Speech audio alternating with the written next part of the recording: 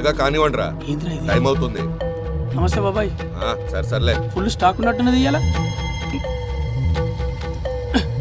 ఇంత అయి ఉన్నది. అందుకే కదరా గ్రామ 6,000కి అమ్ముతుంది. అవునా? 500 కోట్ల రూపాయలు మాలరా ఇది. 500 కోట్ల? అవునరా. 15 రోజుల నుంచి ఎక్కడ పోయావు? నేనేడు పోయినే, అత్తగారింట్లోనా. తీసుకొస్తే నేను రానయింది. పదా, మైకేల్ వెయిట్ చేస్తున్నాడు. సరే అన్నా. ప్రతి కుక్కకి ఓ టైం వస్తుంది అని వాడెవడో చెప్తే నమ్మలేదురా పిట్ట. ఈరోజు నీదిరా. ఏరా, పేరు మీద నిన్ను బయటికి తీసుకొచ్చింది నీ బెల్లంతో భజన చేయడానికి కాదు.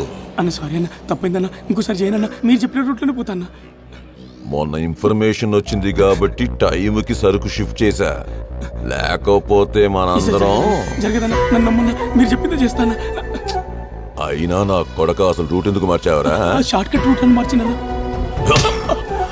నీ అబ్బా, ఈసారి తేడా జరిగిందనుకో. అన్నా సరికి ఎప్పుడు పట్టుకోవాలన్నా? నేను చెప్తా, నువ్వు సరే. ఎరా, బుజ్జమ్మ ఇంకా రాలేదా?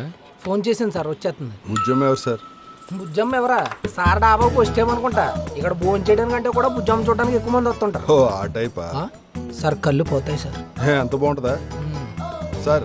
మనకి టెన్షన్ అన్నీ అయిపోయాక మనం ఆ బుజ్జమ్మని తీసుకుని ప్యారడైజ్కి వెళ్దాం. మనోడు ఫోన్ కొట్టాయంటే డిస్కౌంట్ కూడా వస్తుంది.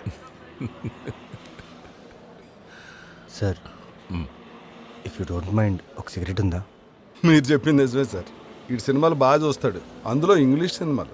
బాబు, పోలీసులు ఎదురుగుండా ఇష్టం వచ్చినట్టు సిగరెట్లు కాల్చడాలు అవి ఉండవు. ఇదిగో, కావాలంటే ఈ టీ తాగు. ప్యారడైస్లో పాప బయటికి రాగానే బాయ్ చెప్పి వెళ్ళిపోయింది. కొంప తీసి ప్రేమించావా ఏంటి? అప్పుడు ఇంకా నా లైఫ్లో లవ్ అనే చాప్టర్ మొదలవలేదు సార్. No strings attached. అంత పెద్దగా పట్టించుకోలేదు.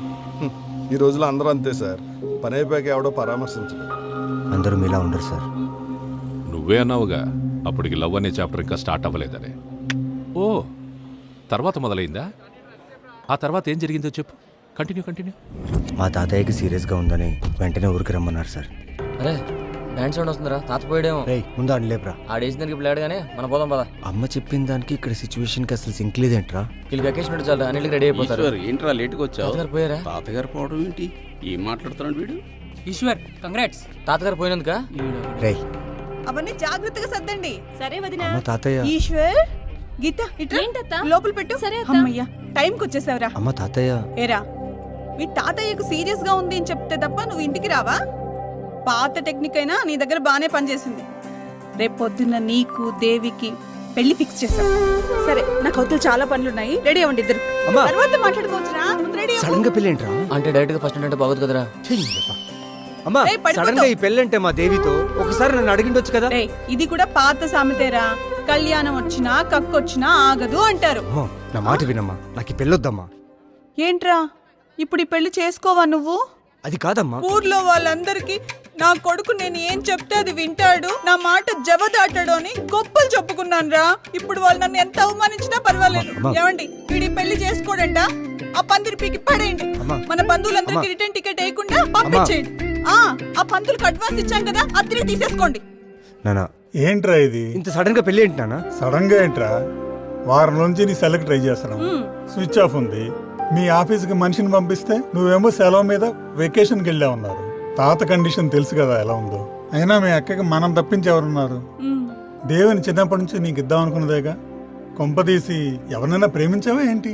అలాంటిది ఏం లేదు నాన్న. మరి ఇంకేంట్రా, నీకు ఇంకేం ఛాయిస్ లేదు. ఈసారికి ఇలా కానీ చేసుకుంటాడులేవే, నువ్వేం టెన్షన్ పడకు, చేసుకోరా. నానా